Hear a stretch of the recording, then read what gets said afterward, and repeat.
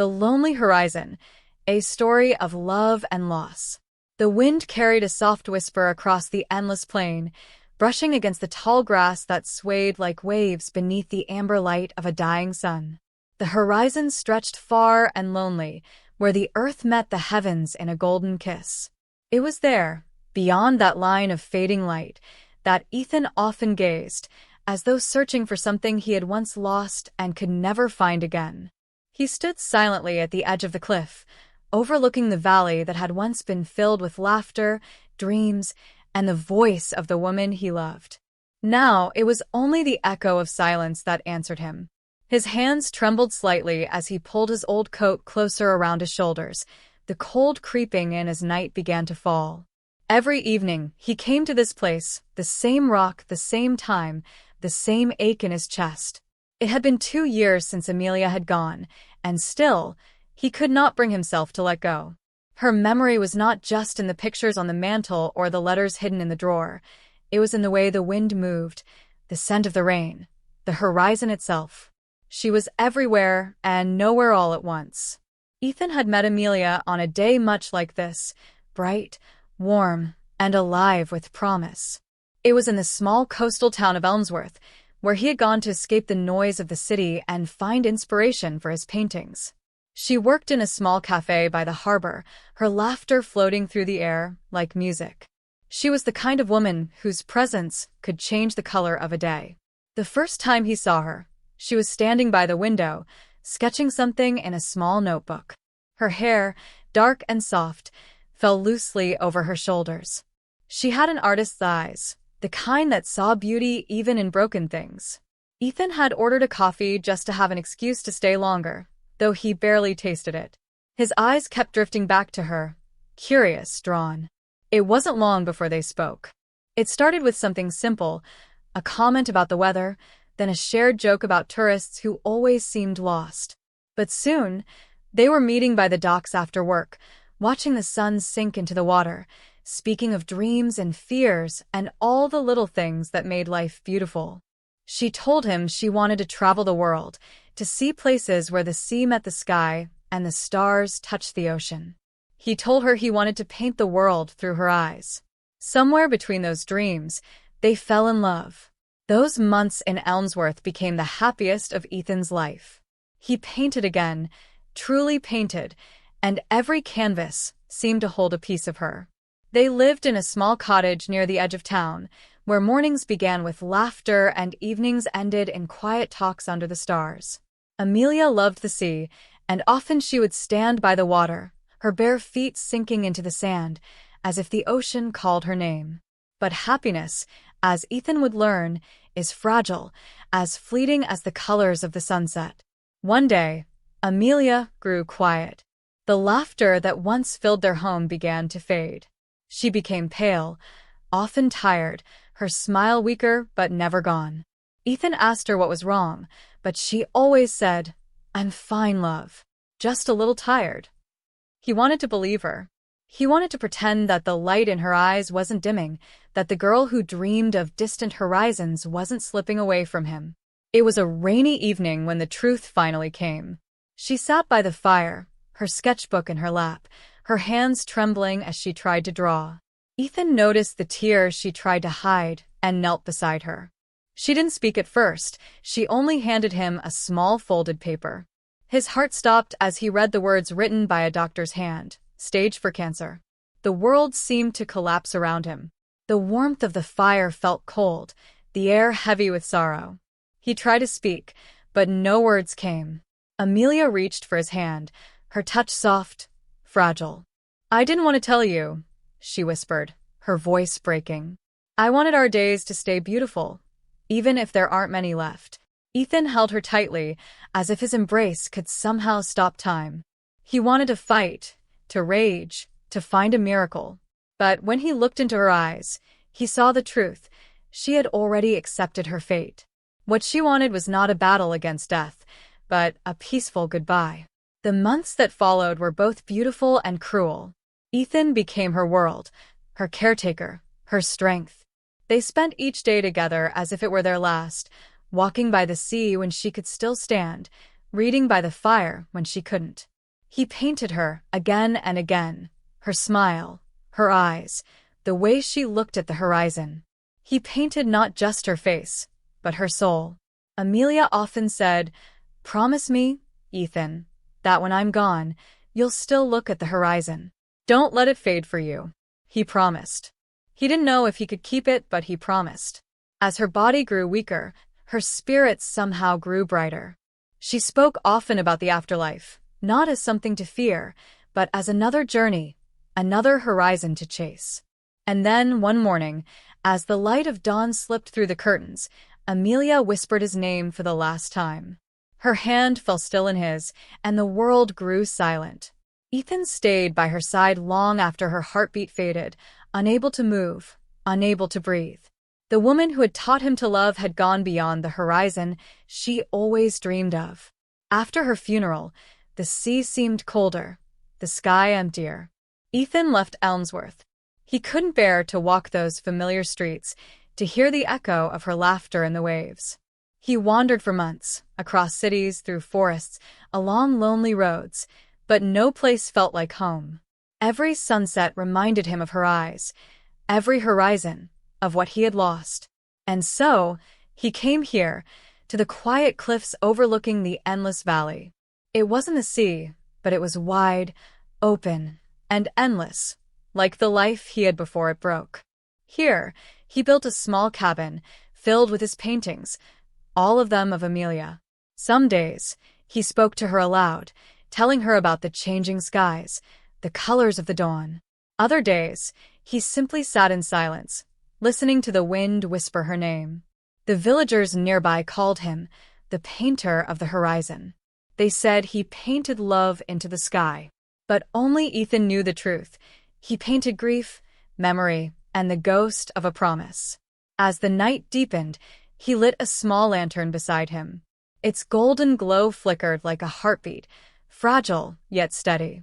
He looked up at the stars and whispered softly, "I kept my promise, Amelia. I'm still looking at the horizon." And for the first time in a long while, he thought he felt a soft warmth in the air, like a whisper against his cheek, a reminder that love, though lost, never truly fades. Morning came quietly to the cliffs. The sky was painted in soft shades of pink and gold, the kind of dawn that might have once filled Ethan's heart with wonder. Now, he simply watched it unfold, coffee in hand, wrapped in the silence of his small wooden cabin. The only sound was the rustle of the wind through the grass and the soft cry of a bird circling high above. He had grown used to solitude. It had become his companion, quiet, steady, predictable. Each day followed the same rhythm.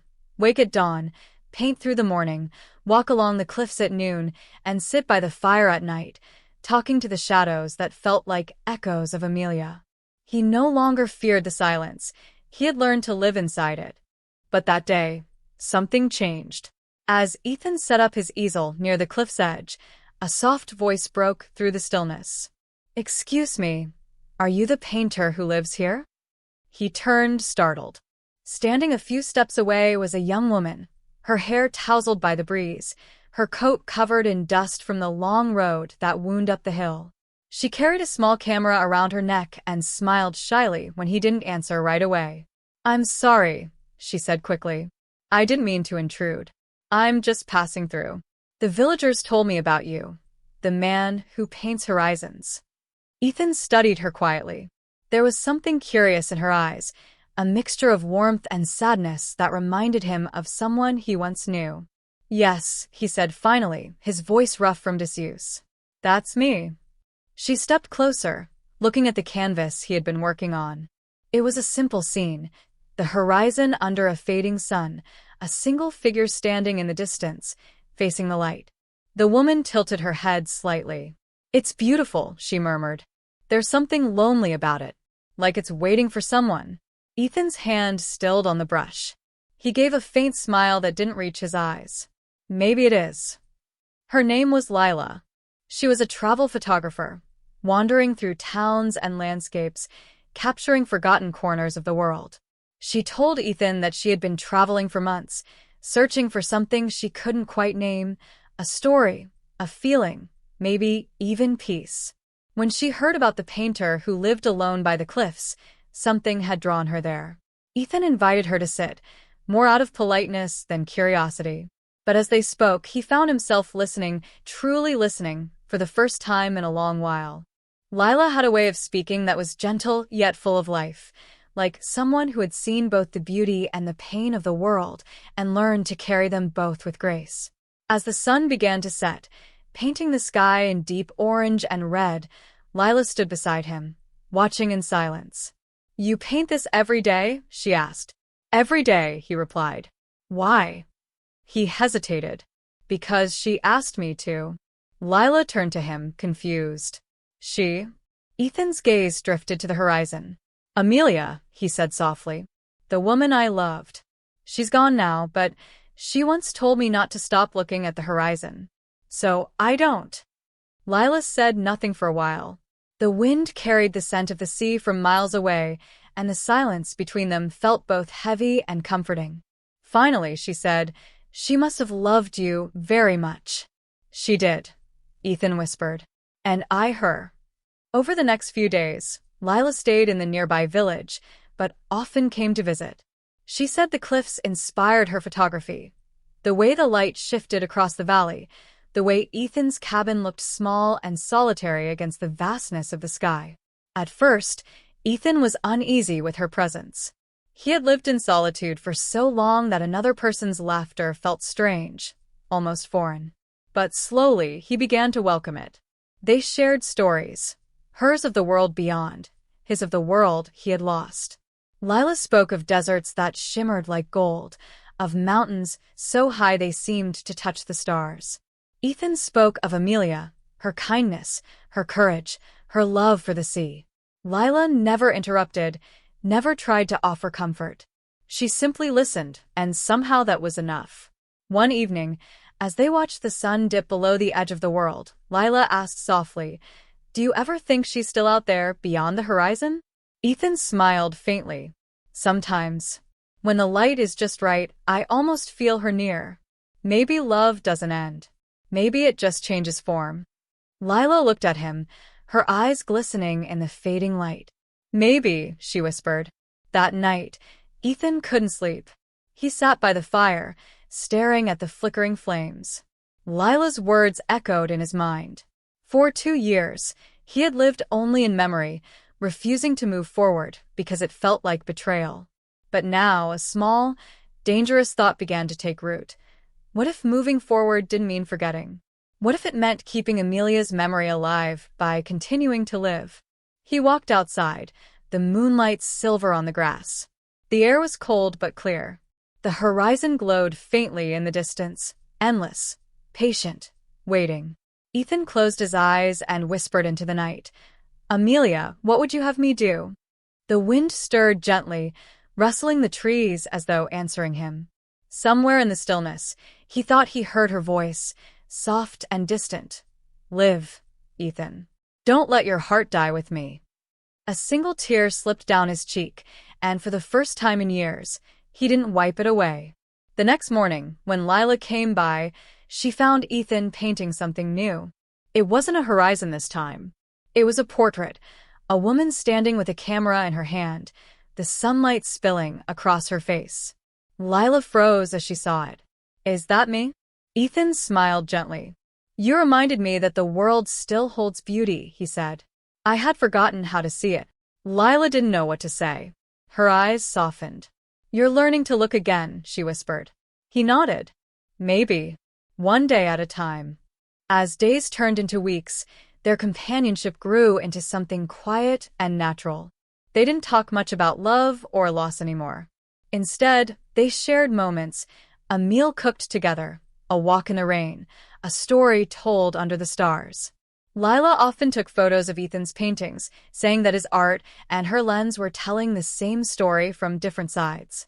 But beneath it all, Ethan still felt the pull of the past, the guilt of happiness trying to take root where grief had long lived.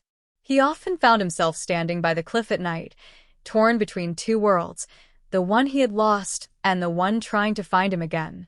One evening, as the sun turned red against the horizon, Lila said softly. Maybe love isn't about holding on forever. Maybe it's about learning when to let go. Ethan looked at her, his voice low. I'm afraid that if I let go, she'll be gone completely. Lila shook her head. No. Letting go doesn't mean forgetting. It means giving her peace, and yourself, too. Her words lingered long after she left that night. Ethan stood alone by the edge, his heart heavy but alive. For the first time since Amelia's death, he didn't feel only grief. He felt something fragile but real. Hope. The next morning, the horizon seemed brighter, almost golden. Ethan dipped his brush into the colors of dawn, his hands steady, his heart open. The wind moved gently through the grass, carrying with it the soft whisper of a woman's laughter. Whether memory or spirit, he could not tell. But he smiled, and for once it didn't hurt. The horizon no longer looked lonely. It looked like a promise. The days began to change, quietly, like the tide shifting with the pull of the moon. Ethan found himself smiling more often, painting not just horizons but moments, the flicker of light through the window, the way Lila's laughter echoed in the stillness, the soft color of dawn resting on the valley. Grief was still there, but it no longer ruled him. It had become something gentler, a presence, not a prison. One afternoon, as the two sat by the fire, Lila studied one of his newest paintings. It showed a woman standing on a cliff, holding a map, her hair caught by the wind. You've been painting horizons your whole life, she said softly. Have you ever thought about crossing one? Ethan looked up from his sketchbook. Crossing one. She smiled faintly. You paint what you see. Maybe it's time to see what you paint. He frowned slightly, unsure where she was going. Lila continued. You told me Amelia wanted to travel, to see the world, the places where the sea meets the sky. You could still do that, Ethan. For her. For you. Her words struck something deep within him. He had spent 2 years looking backward, chained to the memories of a love lost. But now, for the first time, he wondered what it might mean to move forward, to take Amelia's dream and make it real. That night, he took out an old box from under his bed. Inside were Amelia's letters, her sketches, and a small folded paper, her travel list. He remembered how she had written it one evening by the fire, her eyes glowing with excitement. At the top, in neat handwriting, it read, The Cliffs of Moira, the Crystal Lakes of Valin, the Deserts of Syrah, the City of Lights, Paris, the Island of Dawn. Ethan ran his fingers over the words. Some of the places were far away, some nearly unreachable, but each name carried her voice, her dream. A thought began to bloom, fragile, yet certain. He would go. He would see what she never could. When he told Lila the next morning, she didn't hesitate. Then I'm coming with you, she said simply. You shouldn't travel alone. Ethan tried to protest, but she only smiled. Besides, I want to capture your journey through my camera. Maybe together, we can tell her story. And so, it began. The journey beyond the lonely horizon. The first stop was the Cliffs of Moira, a place Amelia had often painted from imagination. The cliffs rose like ancient guardians above a restless sea, their edges sharp and daring. As Ethan stood there, the wind roaring around him, he felt both small and infinite.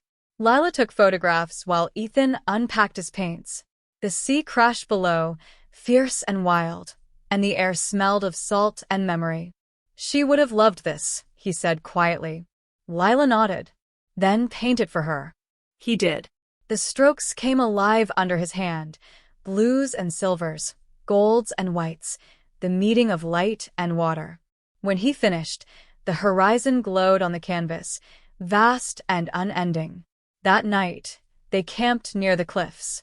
The fire flickered softly, and Lila asked, Do you think she's watching? Ethan stared into the flames. If she is, he said, I hope she's smiling. Their next stop was the Crystal Lakes of Valin, hidden deep within the mountains. The water was so clear it mirrored the sky perfectly, making it impossible to tell where the earth ended and heaven began. Ethan sat by the lake for hours, sketching the reflections.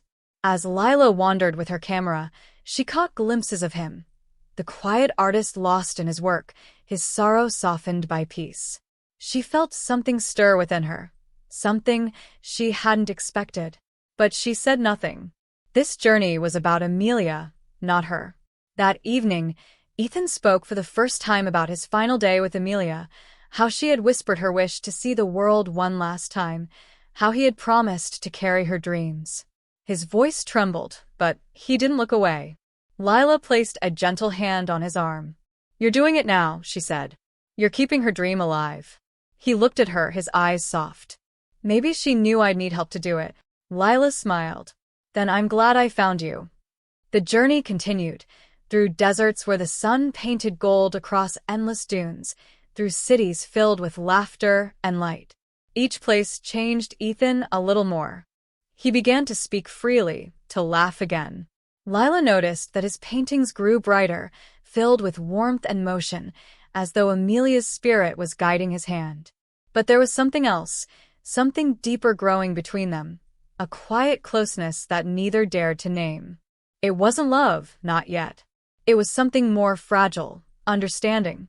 The kind that blooms between two people who have both known loss and still choose to hope. When they reached Paris, the city glowed like a dream. Amelia had always wanted to stand by the Seine, watching the lights reflect on the water. Ethan did exactly that. He stood on the bridge at sunset, the wind carrying the scent of roses and rain. He closed his eyes and whispered, "For you, my love. You finally made it." Lila watched him from a distance, tears in her eyes. She lifted her camera and captured the moment, the man, the bridge, the fading light.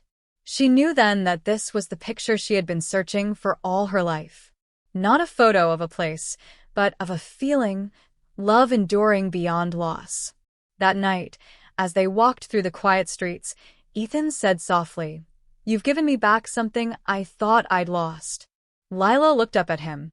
"What's that?" "Hope." The final destination was the island of Dawn, a small place far across the sea. It took them days to reach it, the journey rough and uncertain. But when they arrived, Ethan understood why Amelia had written it last. The island was untouched, wild, peaceful, and breathtaking. The sunrise there painted the world in colors he had never seen before. They climbed a small hill overlooking the shore. Ethan set down his easel one last time and began to paint. His hand was steady, his heart calm. Lila sat beside him, camera forgotten, watching in silence. When he was done, the canvas showed the horizon at dawn, a blend of gold, rose, and blue, the promise of a new day. In the center stood two figures, one holding a brush, the other a camera. And behind them, faint but unmistakable, was the outline of a woman, Amelia, smiling toward the light. Ethan's voice broke as he whispered, "She's home now." Lila nodded, her throat tight. "And so are you." That evening, as they watched the sun melt into the horizon, Ethan took out one of Amelia's letters. It was unopened, the last one she had written before she died. His hands trembled as he broke the seal. Her voice, written in faded ink, spoke softly from the page. "My dearest Ethan, if you are reading this, it means I am gone. But I want you to know, my love doesn't end here. Promise me you'll keep living, painting, and loving. Don't let the horizon be the end. Let it be your beginning. And when you find someone who helps you see the world again, don't be afraid to let them in. You deserve that, my love. Always yours, Amelia." Tears blurred his vision, but he smiled, a deep, peaceful smile. He folded the letter carefully and whispered, "You always knew." Lila touched his hand gently. "She wanted you to live," she said softly. "And now," Ethan replied, "I finally am." The stars rose above the island, bright and clear. The wind carried the scent of the sea and something else, the faintest whisper of a woman's laughter, carried across the endless, lonely horizon. But this time, it didn't sound lonely at all. The ship swayed gently as it crossed the calm sea back toward the mainland. The island of Dawn disappeared slowly behind them, its golden sands fading into mist. Ethan stood by the railing, his hands resting on the cool metal, watching the horizon stretch endlessly before him. It no longer felt heavy or hollow. It was peaceful, the way Amelia would have wanted it. Beside him, Lila leaned on the rail, her camera hanging from her neck. She hadn't taken many pictures since the island. Sometimes, she said softly, the best moments can't be captured. They're just meant to be felt. Ethan smiled faintly. Maybe that's why I paint. It helps me hold on to what I can't touch. She turned to him, her eyes warm but searching. And does it hurt less now? He looked out over the waves, the sun glimmering like 1,000 diamonds on the surface. It doesn't hurt less, he said after a moment. It just hurts differently, like an old scar that reminds you of how much you once loved. Lila nodded, understanding. She, too, had known loss. Her father had died when she was young, leaving her mother broken and silent. It was photography that had helped her heal, seeing beauty in fleeting things. But watching Ethan find peace had touched something deeper in her, something she hadn't known she still carried, the belief that love could live again after loss. When they returned to the mainland, Ethan's cabin by the cliffs felt different. The silence that once felt suffocating now seemed comforting, alive, even. He opened the windows, letting in the fresh air. The scent of rain drifted through, carrying with it the familiar whisper of the horizon. He unpacked his paintings one by one, the cliffs, the lakes, the desert, Paris, the island. Each one told a part of Amelia's dream, and together they formed a story, their story. But now he realized it was also his and Lila's. The journey had changed them both. Lila helped him hang the paintings along the cabin walls. When they were done, she stepped back, smiling. "It's beautiful," she said softly. "It's like walking through her memories." Ethan nodded, his voice quiet. "It feels like she's finally free." They stood in silence, surrounded by colors that spoke of both love and farewell. The setting sun poured through the window, casting long shadows across the floor. For a moment, it felt as though Amelia herself was there, not as a ghost, but as light. In the weeks that followed, Lila stayed near the village. She rented a small room overlooking the cliffs, saying she wanted to write about their journey. Ethan continued to paint, though his art had changed. The colors were brighter now, his horizons filled with light. He often painted Lila, not directly but in fragments, a silhouette by the water, a shadow holding a camera, a smile hidden beneath a sunrise. They fell into a quiet rhythm, sharing meals, walking the cliffs, talking about life. It was simple, natural, and safe. Yet, beneath the surface, something unspoken lingered between them, a closeness that frightened them both. One evening, after a long day of painting, they sat by the fire. The rain tapped softly on the windows. Lila was flipping through her photographs when she suddenly said, "You know, sometimes I wonder if we met for a reason." Ethan looked up, his expression unreadable. "What reason?" She hesitated. "Maybe to help each other heal." He smiled faintly. "You've done more than that, Lila." Their eyes met across the soft glow of the firelight. Neither spoke. The moment stretched between them, fragile, uncertain, but filled with something real. And just as quickly, Lila looked away, her cheeks flushed. "We should sleep," she murmured. "Tomorrow's another day." But that night, Ethan couldn't sleep. He sat awake, staring at the flames. For years, he had lived in the shadow of a memory, believing his heart had no more room for love. Yet now, here it was, small, quiet, but alive again.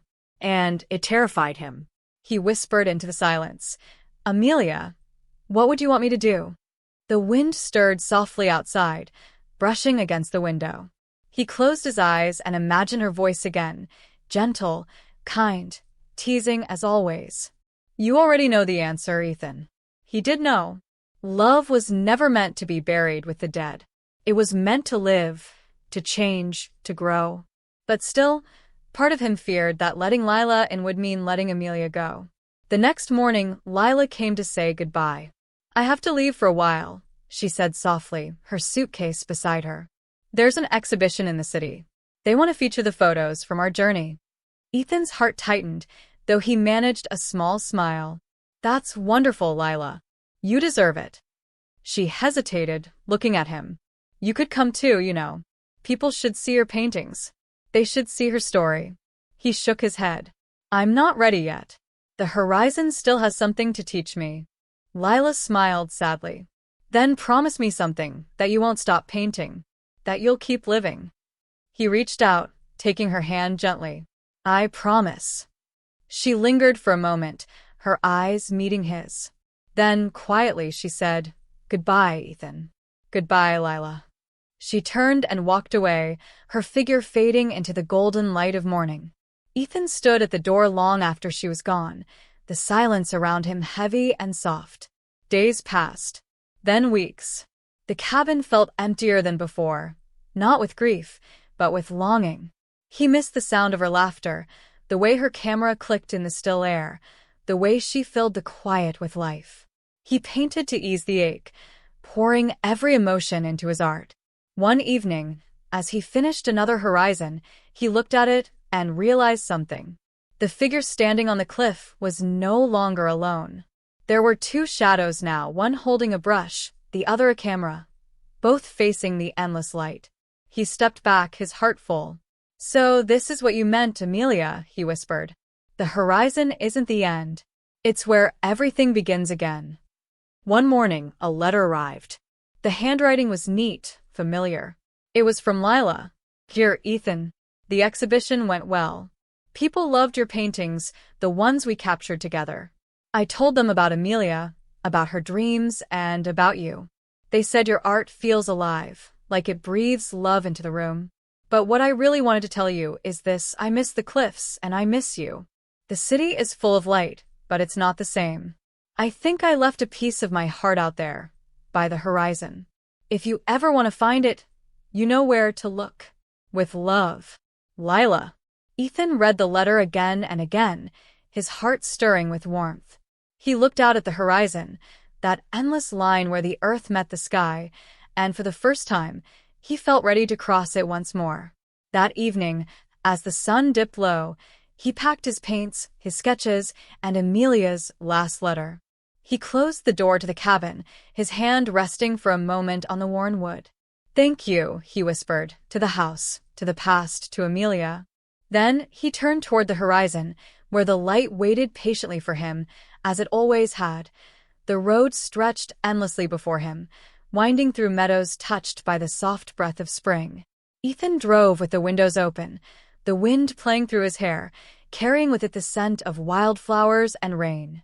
The world felt alive again, vivid, bright, and infinite. In the passenger seat beside him lay Lila's letter, folded carefully, worn from the number of times he had read it. Each word lingered in his heart like a gentle call, pulling him toward something he had long been afraid to reach for: life, love, and the promise of a new beginning. The horizon ahead shimmered under the setting sun. He smiled to himself. Amelia, he thought softly, I'm still following your light. It took him 3 days to reach the city. Paris was alive with color. Music in the streets, laughter spilling from cafes, lights glowing like stars along the river. It was the same city they had visited months ago, but this time, it felt different. The air seemed lighter, the sounds warmer. Lila's exhibition was held in a small gallery near the Seine. As Ethan entered, the world seemed to pause. The walls were lined with photographs from their journey: the cliffs, the lakes, the desert, the island of dawn. Each image captured more than beauty. It captured emotion, the kind that lived quietly between love and loss. And there, at the center of the room, was a single painting, his painting, The Horizon at Dawn. The same canvas he had painted on the island. The same one that showed the two figures, the painter and the photographer, standing side by side beneath the light of a rising sun, and the faint outline of Amelia smiling behind them. Ethan's breath caught. Beneath the painting was a small plaque that read, The Lonely Horizon, a story of love that never dies. He heard a familiar voice behind him. I was afraid you wouldn't come. Ethan turned. Lila stood there, her hair pulled back loosely, a faint smile trembling on her lips. Her eyes shone, not with surprise, but with quiet knowing, as if she had always believed he would find his way to her. "I wasn't sure I could," he admitted. "But I realized Amelia wouldn't want me to stay behind forever." Lila stepped closer. "She'd want you to live." He nodded. "And she'd want me to share the journey with someone who understands." Silence fell between them. Not awkward, but filled with the weight of all that had passed. Around them, the crowd moved like distant waves, soft and blurred. In that moment, it felt as if the world had narrowed to just the two of them, two souls who had wandered through grief and found each other at the edge of healing. Later, they walked along the Seine, the city lights dancing on the water. Lila carried her camera, but she didn't use it. Some moments, she had learned, were too sacred to capture. Ethan spoke quietly. "I used to think love was something that ended when someone left. But now I see it differently. Love changes shape. It becomes memory, strength, kindness, even courage." Lila smiled softly. "And sometimes, it becomes a new beginning." They stopped by the bridge, the same bridge where Ethan had once whispered Amelia's name. The wind moved gently around them, carrying the murmur of the river below. Ethan reached into his coat pocket and pulled out Amelia's final letter. He held it for a long moment before saying, "I think it's time." He unfolded the letter one last time, reading the words silently. Then, with trembling hands but a steady heart, he released it into the wind. The paper drifted upward, caught in the glow of the city lights, before disappearing into the night. Lila watched, her eyes glistening. "Goodbye, Amelia," she whispered. Ethan turned to her, his voice calm, full of peace. "Not goodbye," he said. "Just thank you."